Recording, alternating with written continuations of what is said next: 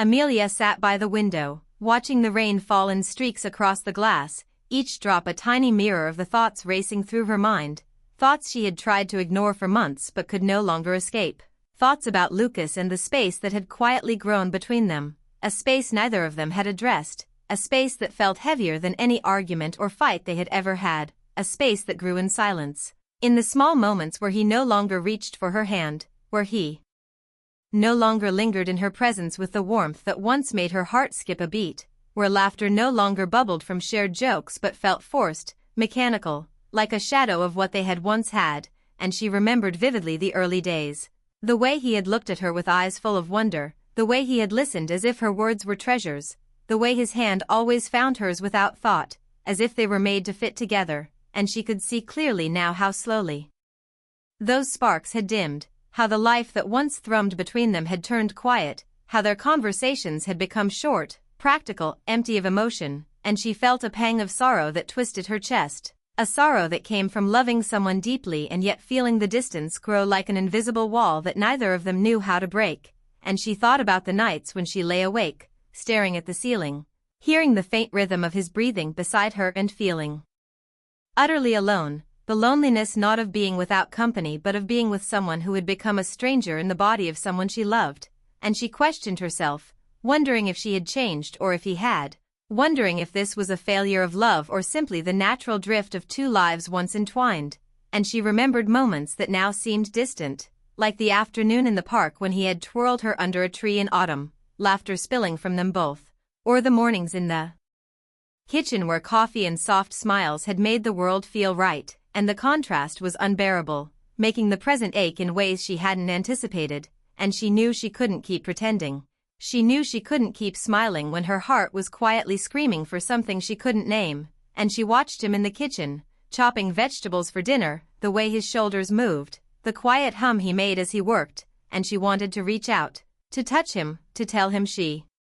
still loved him but that love had changed, that it was no longer enough to sustain them, and yet every word felt impossible to form, every breath seemed caught in the weight of what she had to say, and she thought about the conversations that never happened, the questions she never asked, the confessions she had buried beneath smiles and nods, and she realized that hiding from the truth had only made the emptiness grow, that pretending everything was fine had only sharpened the edges of her own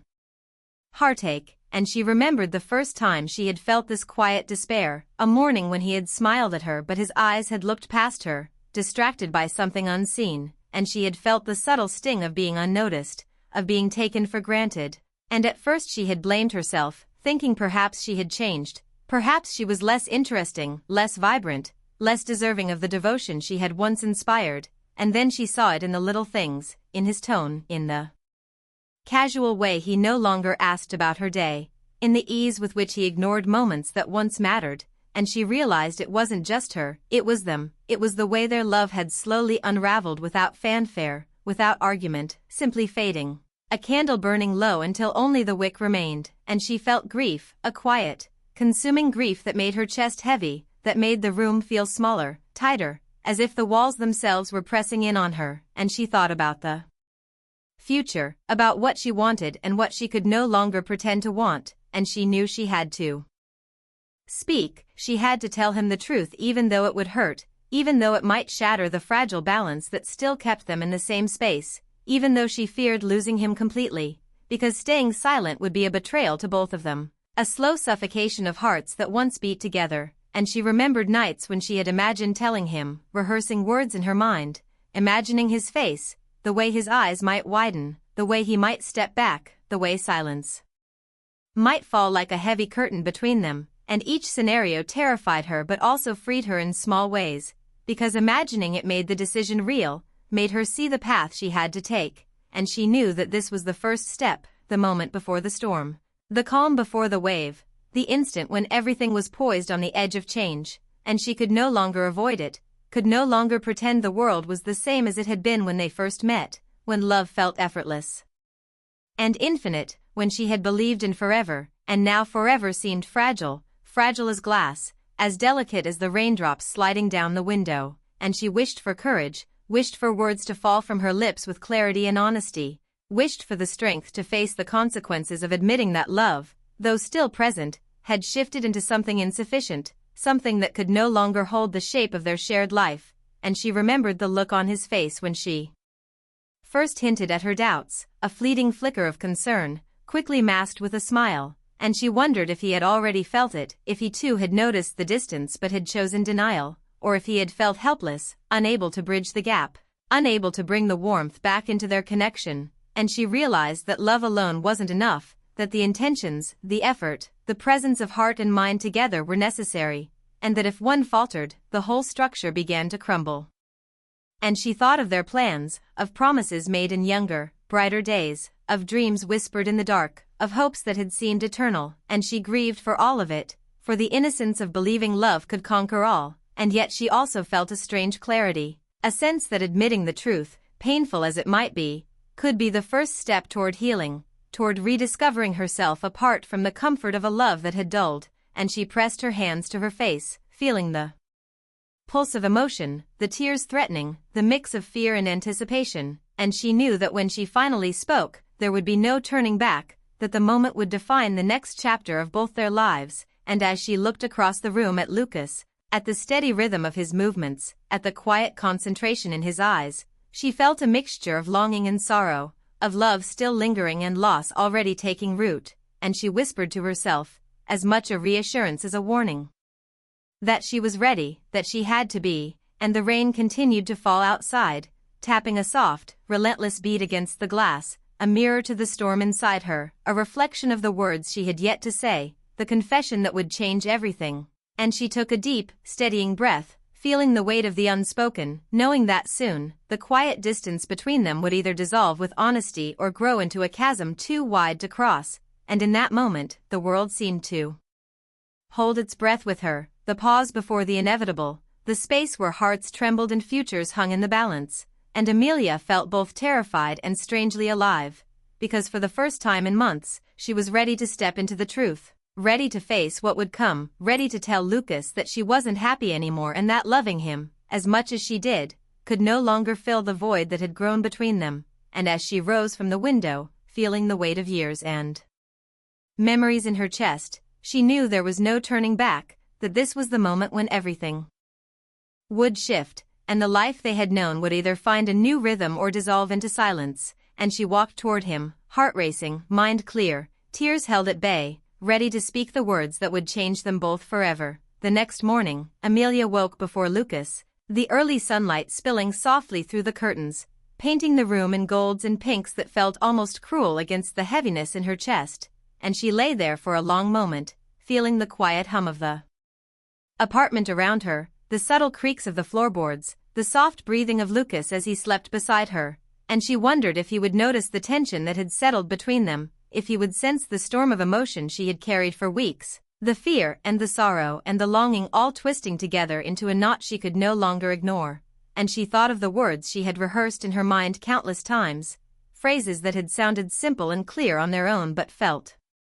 impossible to voice when facing him directly, and she remembered the mornings when love had been effortless, when smiles and laughter had flowed freely between them, when every glance had held a promise, and she felt the stark contrast of now, of silence thick with unspoken truths, of glances that no longer lingered, of touches that no longer carried warmth, and she realized with a sinking feeling that the intimacy they had once shared had transformed into a quiet, careful coexistence, a life of routine rather than connection, and she knew that unless she spoke, this emptiness would only grow, shaping their lives in ways neither could fully understand, and she rose from the bed with a trembling heart, her bare feet brushing the cool wooden floor, and she moved quietly into the kitchen where Lucas was already making coffee, the aroma filling the room, a reminder of mornings that had once felt magical but now felt like a fragile mask, and she watched him for a moment, the familiar movements of his hands, the slight tilt of his head, the way he hummed softly, and she felt a pang of love and grief all at once, a mixture that made it nearly impossible to breathe, and she realized that love could still exist even when happiness had fled, that care could remain even when desire had faded, and that made the moment even harder, because admitting the truth would hurt them both, and yet withholding it would be a betrayal, a slow suffocation of hearts that had once been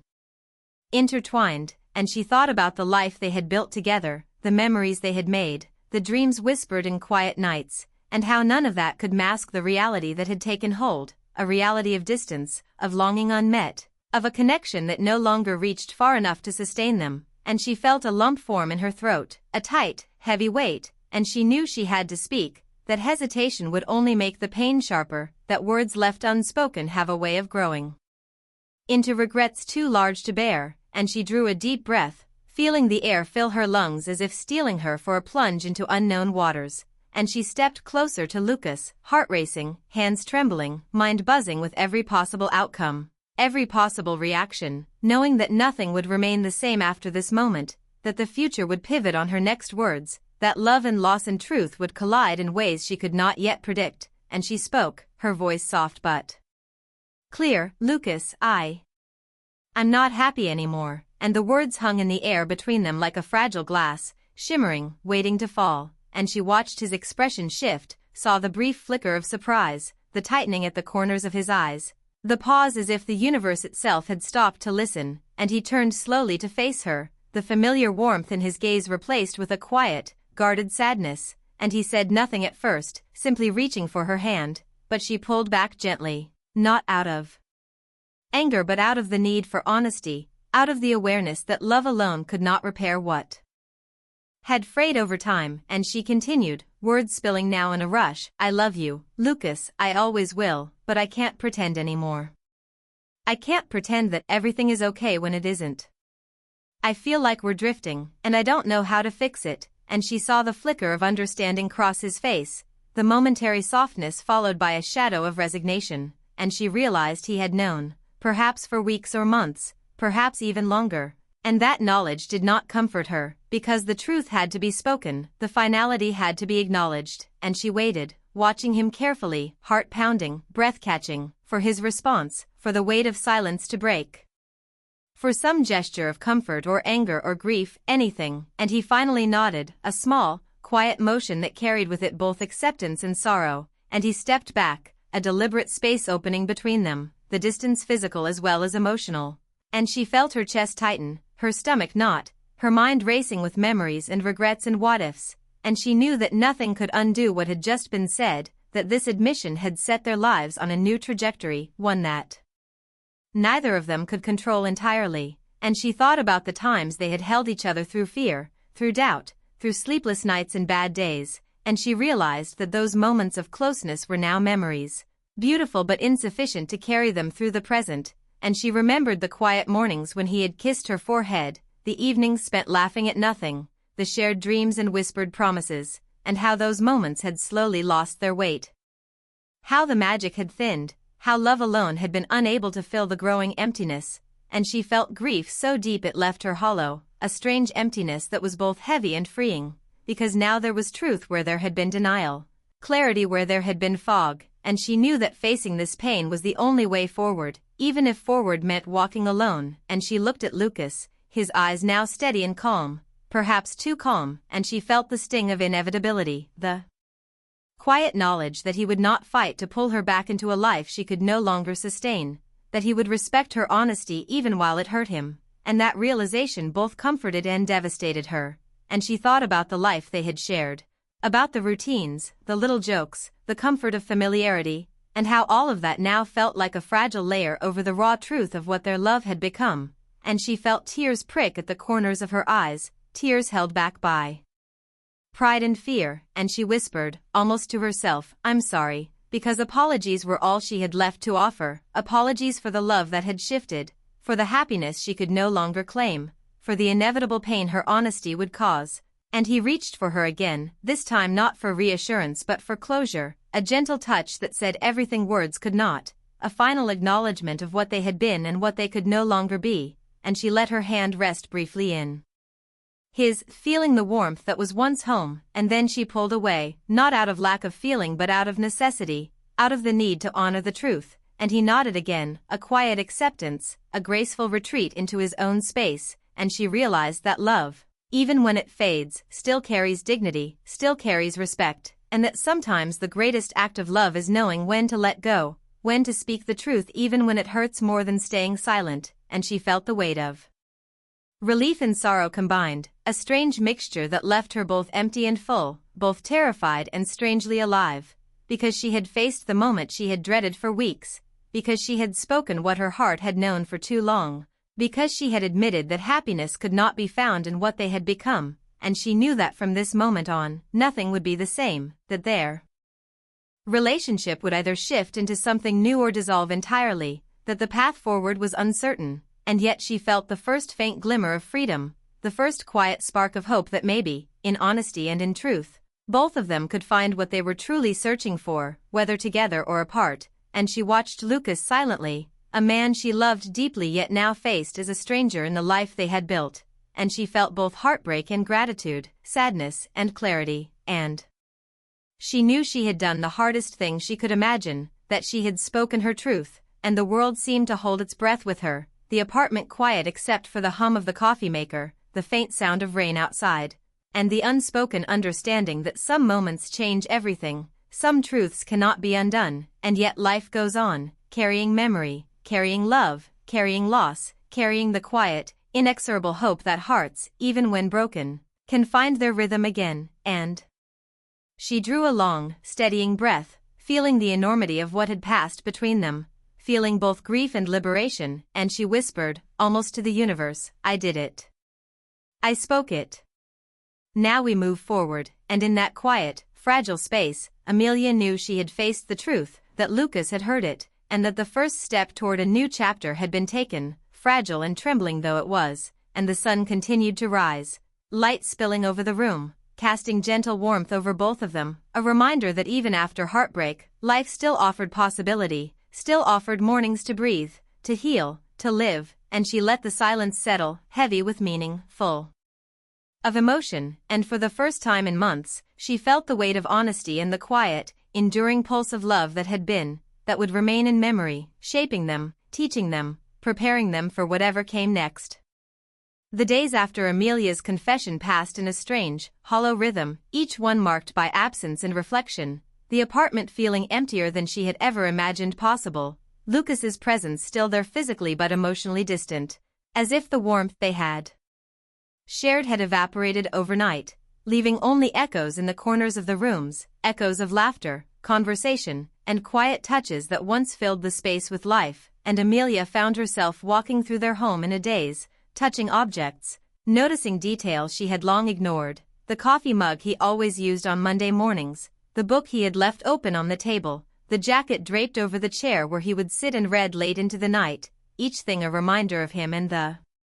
life they had shared, each thing heavy with memory and meaning. And she felt a pang of longing that twisted her stomach, a longing not just for Lucas but for the version of herself she had been when love had felt effortless, when mornings were filled with laughter and evenings were gentle, when life had been full of promise and hearts had been lighter, and she wandered through the city the next afternoon, walking past the cafe where they had shared their first date, past the park where they had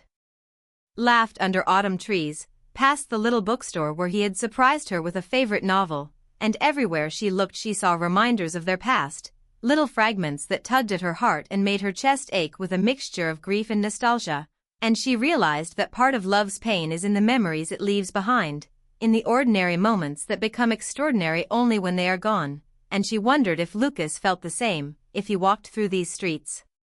seeing the traces of her as she saw the traces of him, and she imagined him smiling, perhaps even laughing with someone else, living a life that no longer included her presence in ways that used to feel permanent, and the thought both hurt and offered a strange relief, because it reminded her that life was moving, that time did not stop for grief, that the world continued to turn even when hearts broke, and she spent evenings sitting on the balcony, watching the city lights flicker and glow, feeling the cool night air on her skin, thinking about the quiet moments they had shared, the small words that once felt monumental, the soft touches that carried volumes of meaning, and she felt a hollow ache, a longing for what had been and a fear of what might never return, and she thought about the times they had argued, the small misunderstandings that now seemed insignificant, the fights that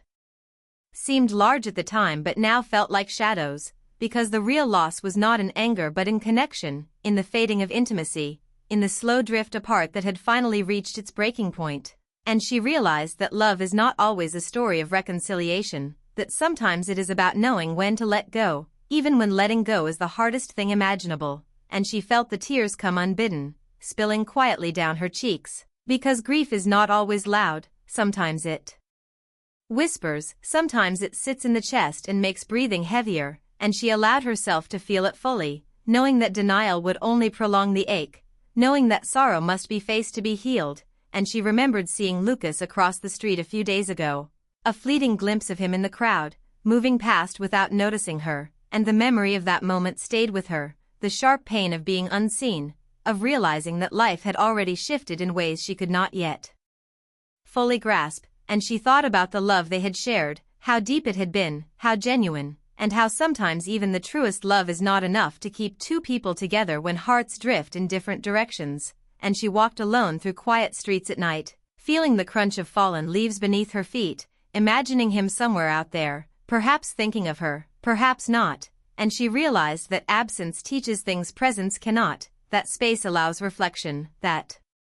solitude forces clarity, and she sat on a park bench one evening, watching the sky darken, stars beginning to appear, and she thought about the life they had built together, the routines, the little jokes, the comfort of familiarity, and how all of that now felt fragile, delicate, like a painting she could no longer touch without fear of smudging it, and she felt grief, yes, but also a subtle awakening, a sense that moving through this pain was teaching her about herself, about her needs, her desires, her capacity for honesty, and she understood that part of love's lesson is learning to recognize when holding on hurts more than letting go, when staying in comfort inhibits growth, when silence preserves nothing but distance, and she felt a strange mix of sorrow and liberation, because in the quiet moments alone, she began to hear her own heart again, beating outside of his rhythm, seeking a new cadence, a new possibility, a new story, and she thought of the nights when he had held her close, and how those nights had been full of warmth, and how that warmth was still there in memory, still there as proof of what love can be, even if it no longer existed in the present, and she allowed herself to remember without clinging, to honor the past without being trapped by it, to grieve without despairing, and she realized that love and loss are intertwined, that to feel deeply is to risk heartbreak, that to have loved is to carry both joy and sorrow as companions, and she walked home one evening through quiet streets, feeling the chill of winter air, imagining the paths their lives might now take, the choices they would make, the separate ways they would navigate the world, and she felt a delicate hope, a faint light that promised life beyond this heartbreak, that reminded her that while Lucas had begun to move on, she too could learn to move forward, and she sat by the window that night, watching the city lights, remembering the laughter, the warmth, the small acts of love, and she felt a gentle acceptance settling in her chest, a soft, quiet understanding that some love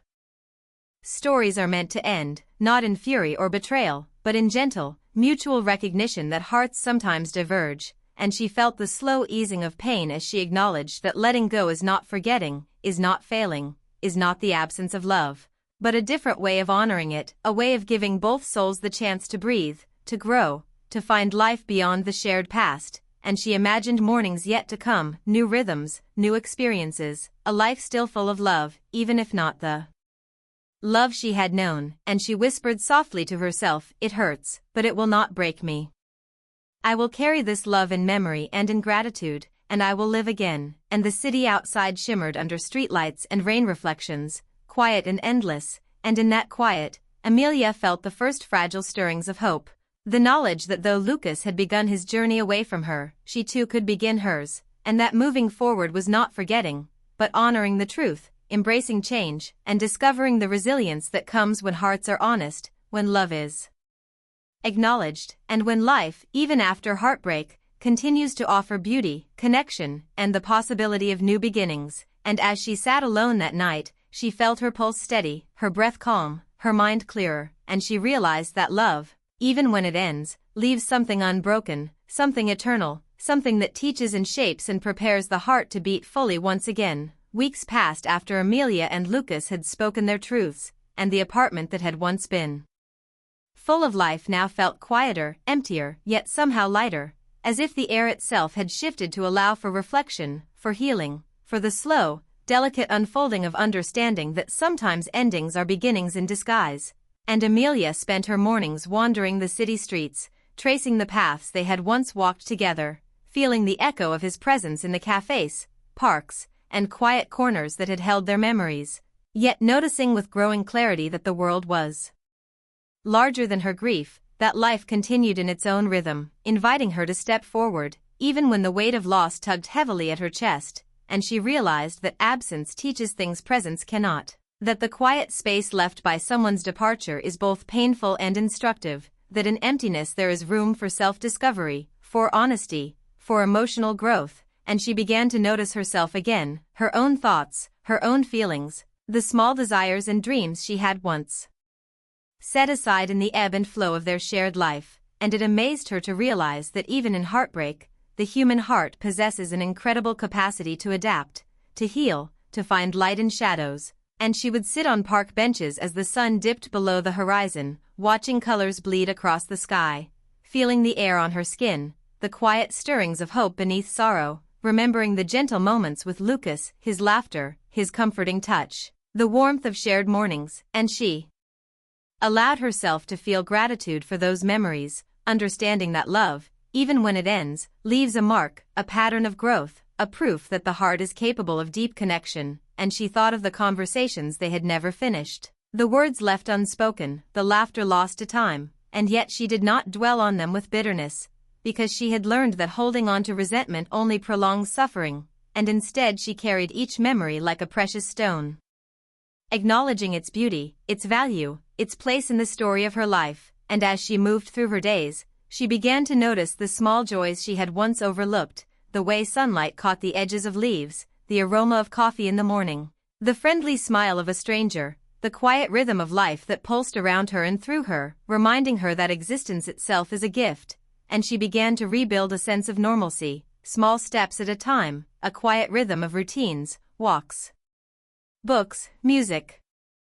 conversations with friends, each action a reaffirmation that she could live fully even after love had shifted, and she recognized that Lucas, too, had begun his own journey, that the act of walking away without looking back was not cruelty but a kind of respect, a recognition that their paths had diverged, and in that understanding, she found a strange comfort, a gentle acceptance that life sometimes asks us to let go of what we cherish most in order to honor both our own needs and the needs of others. And she thought about the nights when she had cried silently, the mornings when she had woken with a heavy chest, and how far she had come from those early moments of despair, and she felt a quiet pride, a recognition of her own resilience, the strength that emerges from facing truth, from speaking honestly, from moving through pain with integrity, and she smiled faintly, imagining Lucas living his own life, perhaps thinking of her in fleeting moments, perhaps not, and she felt no bitterness, only a soft warmth, a memory of love tempered by distance, a gentle acknowledgement that some chapters must close to allow new ones to open, and she remembered the first morning after their talk, how heavy and uncertain it had felt, and contrasted it with now, the soft steadiness that had begun to replace fear, the gentle curiosity about what the future might hold, and she allowed herself to dream again, quietly at first, of possibilities, of connections yet to be made, of joys yet to be discovered, of the simple pleasures that bring a smile to the heart, and she realized that healing is not a straight path but a series of small moments, each one a step toward wholeness, and she embraced that process, accepting the ebb and flow of emotion, the highs and lows, the quiet victories and the moments of sorrow, and she understood that life after heartbreak is not about forgetting but about integrating, about carrying the love that was with grace and moving forward with courage. And she thought about the apartment, the rooms that had once held laughter and conflict and tenderness, and she began to reclaim them, arranging small things differently, opening windows to let in fresh air, letting sunlight touch surfaces that had been shrouded in shadow, and each small act was a symbol of her own emergence from grief, a quiet declaration that she was still here, still capable of joy, still capable of loving, still capable of living, and she noticed the subtle ways in which her heart began to open again, small attractions to people she met in fleeting moments, friendly interactions, kind gestures, a smile that lingered longer than expected, and she allowed herself to feel those stirrings without guilt, understanding that moving forward does not diminish what she had shared with Lucas but instead honors it by acknowledging life's continuity, and she spent evenings by the window, sipping tea, watching city lights shimmer on wet streets, reflecting on the journey she had taken from fear and sorrow to acceptance and quiet hope, and she thought about the resilience of the human heart, how capable it is of love, loss, and renewal, and she understood that the greatest gift she could give herself was patience, compassion, and trust in her own capacity to heal, and she allowed herself to imagine future mornings filled with laughter again, conversations that flowed naturally, connections that warmed the soul, and perhaps even love, not a replacement but a continuation, a testament to the heart's remarkable endurance, and she reflected on Lucas, the man she had loved deeply and parted from respectfully, and she felt a gentle gratitude for what they had shared, recognizing that even though their paths had separated, the love had been real, and that reality was a gift she would carry quietly, shaping her approach to life, to love, to self-discovery, and she realized that endings are not failures but transitions, that moving forward is an act of courage, that embracing the present allows memory to enrich rather than haunt, and she felt a warmth bloom in her chest as she acknowledged her own growth, the lessons learned, the pain faced and processed, and she smiled softly, imagining mornings of possibility, evenings of reflection, quiet moments of joy, and the subtle anticipation of new experiences, and she understood that life is both fragile and resilient, sorrowful and beautiful, and that even after love walks away, even after hearts are broken, there is room to breathe, to hope, to grow, to love again in whatever form it may come. And as she sat by the window, watching the last light of sunset fade into a star-filled night, Amelia felt a profound sense of peace, a quiet, enduring acceptance, a gentle knowledge that she had survived, that she had loved fully, that she had spoken her truth, and that life, in all its unpredictable, beautiful complexity, still offered moments of connection, joy, and possibility, and she whispered to herself, softly but with conviction, I am ready. I am open. I will live.